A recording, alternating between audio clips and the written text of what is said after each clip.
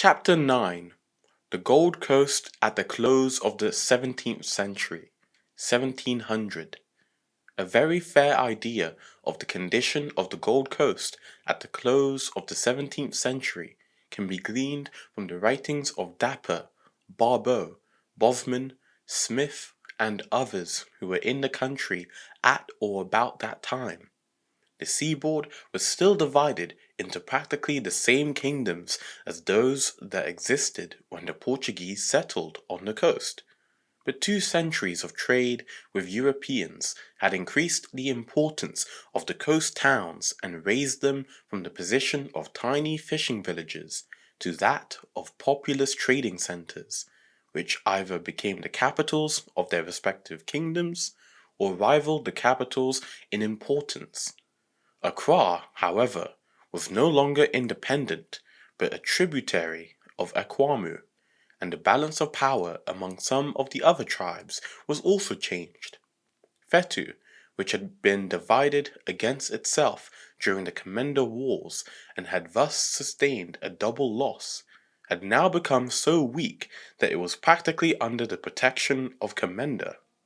Elmina and Cape Coast, too, had suffered greatly in these wars, and the former had, moreover, been decimated by an epidemic of smallpox in 1686. Akron was divided into Great and Little Akron. The former lay inland and was a commonwealth, while the latter was a petty kingdom on the seaboard. These two were independent of each other, but lived on friendly terms, and were both under the protection of Fanti. The Adams, Jabbies, and the Kwamus were now the most powerful and warlike of the coast tribes, but the latter were continually at variance with the Akims, who claimed a feudal right over them and tried to exact an annual tribute. Akim would have been a much more powerful state than it was if its chiefs had only been able to agree amongst themselves instead of being forever engaged in petty quarrels and disputes so that their enemies had little cause to fear them. Some of the inland states now began to be heard of for the first time.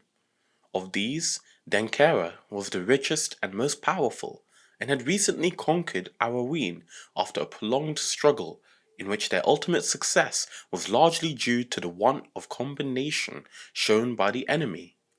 The Anamabos were especially truculent, and would sometimes keep the garrison shut up in the fort for days or weeks together, or, if they took a dislike to the factor, thought nothing of sending him away in a canoe to Cape Coast. Most of the garrisons of the forts were very weak, especially those of the English. Atkins describes them as a company of white Negroes, and says that they were entirely in the power of the governor, who punished them for any fault with mulcts, confinement, the dungeon, drubbing, or the wooden horse. And for enduring this, they have each of them a salary sufficient to buy kanki, palm oil, and a little fish, to keep them from starving. For though the salaries sound tolerably in Leadenhall Street, as from £50 to £90 per annum as a factor, or £50 for an artificer, yet in Guinea the general, for the company's good, pays them in cracra, a false money, current only upon the spot, which disables them from taking any advantage of buying necessaries from ships coasting down. In order to keep up the price of the stock, they were forbidden to buy anything except from the company, and were encouraged to run into debt, and then became practically exiled for life, for no one was ever allowed to leave the coast until his account had been settled. If a man was too sober to run into debt, Atkins alleges that there were other means of attaining the same end, by arts of mismanagement or loss of goods under his care. Similar methods were practiced with the townspeople, many of whom were thus become pawns to the company and liable to be sold by the governor at any time. Most of the factors had dwindled from the genteel air they brought, wear no cane nor snuff-box, idle in men of business, have lank bodies, a pale visage, their pockets sewn up, or of no use, and their tongues tied. The unhealthiness of the climate and the insanitary habits of the people were as noticeable features of life on the Gold Coast in those days as they are at present. Bosman says the stench of this unwholesome mist is very much augmented by the negroes' pernicious custom of laying their fish for 5 or 6 days to putrefy before they eat it, and their easing their bodies round their houses, and all over their towns. And if this odious mixture of noisome stenches very much affects the state of health here, it is not to be wondered, since 'tis next to impossibility, not only for newcomers, but those who have long continued here, to preserve themselves entirely from its malign effects. The great difference between the European air and this is so observable that few come hither who are not at first seized by a sickness which carries off a great many, and that chiefly because we are so wretchedly unprovided with what should comfort and nourish these poor men, for we have no help to have recourse to but corrupted medicines and unskilful physicians, they being only ignorant barbers, who bring several into the utmost danger of their lives. Whereas nature is strong enough, by the assistance of good nourishing diet and restoratives, it might probably recover the patient. But alas, how should he be able to get them? For our medicines, as I have before told you, are most of them spoiled, and for food, what is here to be gotten for the common people, besides fish and a dry lean hen? And indeed, were he able to pay for better, here is nothing proper for a weak stomach. For all the oxen or cows, sheep and hens, are dry, lean, and tough, so that a sound man, not to mention an infirm one, hath enough to do to eat them. The habits of many of the people have not noticeably improved during the 2 centuries that have elapsed since Bosman wrote, nor has the quality of the fowls changed for the better, but the progress of civilization has, nevertheless, had some effect, and neither the want of provisions nor the dearth of medical comforts are now such marked characteristics of the Gold Coast as they once were. But though the lapse of time has failed entirely to abolish the defects complained of by Bosman, it has produced very great changes in the distribution of the wild animals of the country. In his day, antelope, leopards, lions, elephants, and other animals that are now rare or extinct along the coastline were extremely common. He describes the slaughter of an elephant in Elmina itself as late as December 1700, and says that 3 had been killed there on different occasions, while several were killed daily in the districts around Axim. The elephant at Elmina came into the town about 6 o'clock in the morning, walking along the foot of St. Jago's Hill, and numbers of the people, though unarmed, at once turned out and began to follow it. One of the Dutch officers came down from Fort Conradsburg and shot at it, wounding it just above the eye, but in spite of this and a number of other shots that were fired by the Elminas, it continued to walk quietly on until it reached the government garden, which it entered and began to pull down a clump of coconut palms. The Dutch governor, with Bosman and several other officers, now came down, and while the elephant stood in the garden, more than 100 shots were fired into it at close range, but as only leaden balls were used, they did not penetrate very far, and many of them even failed to pierce the thick skin, so that the fatal wound was not to be expected, and all this firing had no effect beyond making the animal bleed to that degree as if an ox had been killed. One of the Elminas, then fancying himself able to deal with him, went softly behind him, catched his tail in his hand, designing to cut off a piece of it. but the elephant, being used to wear a tail, would not permit it to be shortened in his lifetime, wherefore, after giving the negro a stroke with his snout, he drew him to him and trod upon him 2 or 3 times, and, as if that was not sufficient, he bored in his body 2 holes with his teeth, large enough for a man's double fist to enter. Then he let him lie without making any farther attempt on him, and stood still also whilst 2 negroes fetched away the dead body, not offering to meddle with them in the least. The elephant then moved off in the direction of the river Benya, while the people scattered in all directions, most of them seeking safety up the slopes of St. Jago's Hill.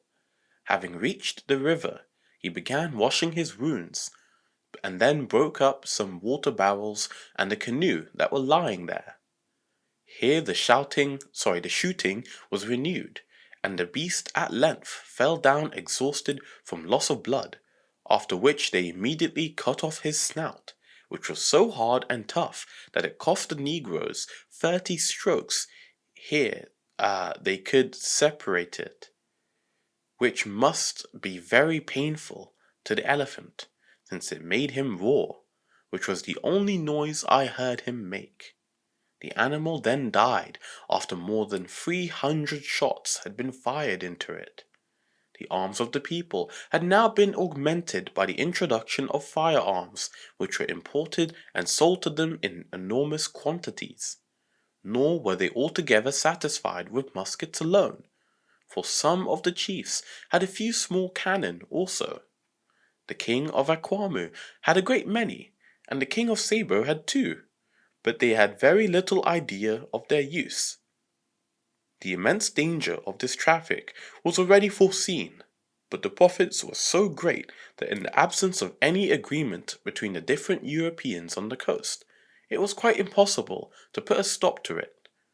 Bosman points out that they were only obliging the people with a knife to cut our own throats, and Barbeau prophesied that if the sale of cannon went on, it would only require some renegade white man to teach the people how to use them, and then they might bid farewell to all the forts and castles and the coast trade for ever. Spears, both for throwing and stabbing, shields and bows and arrows were still in use, and helmets of crocodiles or some other skin adorned with a red shell on each side and a bunch of horsehair behind and secured on the head with a heavy iron chain. The arrows were feathered, thus differing from those still in use among the tribes of the Northern Territories, and except among the Araweens, were never poisoned. The use of arrows, however, was already dying out, and they were in general use only in Akwamu. Bosman says the people were so nicely dexterous in shooting that in hare hunting they will lodge their small fine arrows in what part of the hare's body is desired. The chief weapon, after their firearms, however, was the sword. These swords were very strong and heavy, but so blunt that several strokes were required to cut off a man's head. They were shaped exactly like the state swords that are still to be seen amongst the regalia of any chief, which is the only form in which these ancient weapons have survived. Several of the forts were struck by lightning from time to time, and considering the quantity of powder that was stored in them, it is marvellous that none of them were blown up. Bosman found it recorded in some old papers written by Governor Valkenburg that in 1651 Elmina Castle was struck. All the gold and silver was melted in the bags, which were themselves untouched, and swords were broken in their scabbards without any damage to the latter.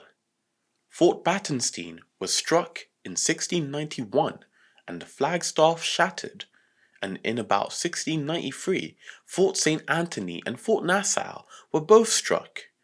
At Axim, Bosman says the thunder broke all the drinking glasses of the factor's chamber and raised up his child with the bed under it, both which it threw some feet distant, without the least hurt done.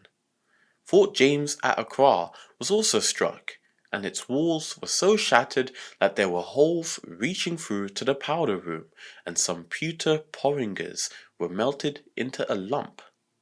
In spite of the fact that no attempt had been made to improve upon the crude methods employed by the people to obtain gold, a very large quantity of this metal was annually exported from the coast, though only a small proportion of it passed through the hands of the legitimate companies.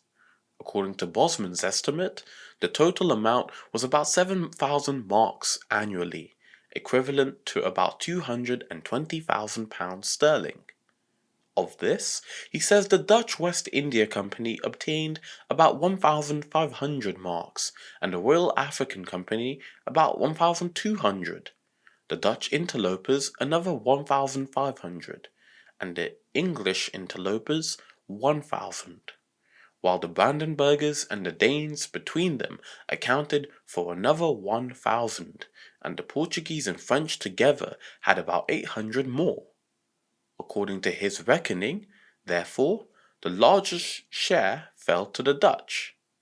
The gold was obtained by barter, and each nation took out chiefly those goods that were cheapest in his own country, though there were many articles with which they had all to be supplied.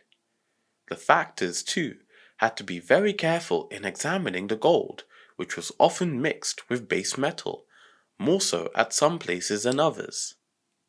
The principal trade goods were cloth of different kinds, linen, chintz, calico, and other materials, spirits, muskets, firelocks, cutlasses, and knives, pewter dishes, basins and porringers, powders and flints, lead in sheets, pipes and balls or shot, copper basins and pots, brass kettles, locks, bells, rings, trumpets, pins and cups, hair trunks, iron bars and hammers, glass bugles and beads of all kinds, fish hooks and a variety of other articles.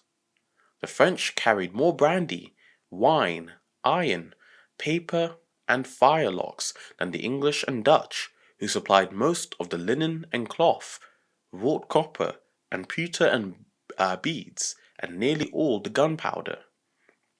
The Danes, Brandenburgers, and Portuguese bought most of their goods through Jews in Holland, but the Portuguese often added rum and tobacco from Brazil.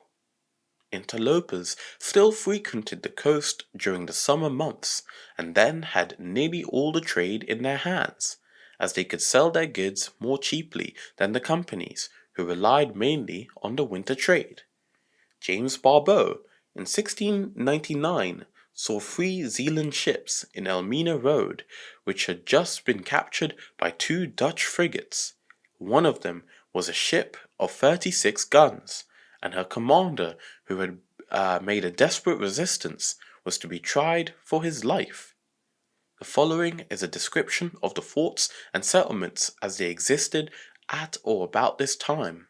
Commencing from the west, the ruins of a French fort are described by the Chevalier de Marquet as being still in existence on a hill to the east of the river Manco. He says it had been a double square redoubt, but his statements are not always to be relied upon, and it is possible that what he saw were the ruins of Fort Elise Carthago, which had been abandoned by the Dutch. At Axim, Fort St. Anthony was in the possession of the Dutch, but the defences of this place have already been fully described. The chief factor's house was a high triangular building of brick with a small plot of ground planted with a few orange trees on its west front, and the Dutch had a kiln in the village where they burnt lime from oyster shells for the repair of their different forts. Farther east was Groot Fredericksburg, the headquarters of the Brandenburgers, which mounted 46 guns on 4 large batteries. The guns, however, were of no great size. A handsome outwork on the east side of the fort rather weakened its defences, and the breastworks, being no higher than a man's knee, afforded but little protection to the garrison and constituted another serious defect. The quarters and storehouses, however, were exceptionally fine and well built, and the gateway was most beautiful on the whole coast. So large was it that the saying used to be that the burghers of Mindy used to be quoted to the garrison, "Mind to keep your gate close shut, lest the fort should run away." The Brandenburg fort guarding the watering place at Takrama was quite a small place, mounting 6 guns, and Fort Dorothea at Akrida consisted of a flat-roofed house and 2 small batteries mounting 20 guns in all. The buildings, however, were none too strong and were crowded together in too small a space. The English fort at Dick's Cove lay on the shore of a little bay where the landing was very safe. It was built of stone and lime with 2 round flankers and 4 batteries, mounting 20 guns. There was also a spur on the western side and a moderately high square tower. The garrison usually consisted of 16 or more Europeans and about the same number of Africans. Some very good gardens were laid out in the front of the fort. Butry was considered one of the healthiest stations on the whole Gold Coast. The Dutch Fort Battenstein was a very insignificant, irregularly oblong building, and mounted 8 guns on 2 small batteries. In 1708, the Dutch laid out some ground here, and went to Rieda for 200 slaves, intending to establish some sugar and rum works for which materials had been ordered from Holland and plantations were being laid out. The English governor, Sir Dalby Thomas, wrote that he feared the cheaper production might ruin the West Indian colonies, but the scheme does not seem to have proved successful. At Takoradi, the ruins of Fort Whitson could still be seen on a hill near the village. The Brandenburgers seem to have occupied the place for a time, and the English regularly sent there to collect oyster shells from which to make lime for their buildings. But in 1707 the Dutch built a second small fort here, for no other reason than to inconvenience the English. It mounted only 7 or 8 guns. Secondi, which had once been a prosperous and comparatively wealthy town, had been burned by the Ahantas during the war in 1690, and now consisted of a few houses only.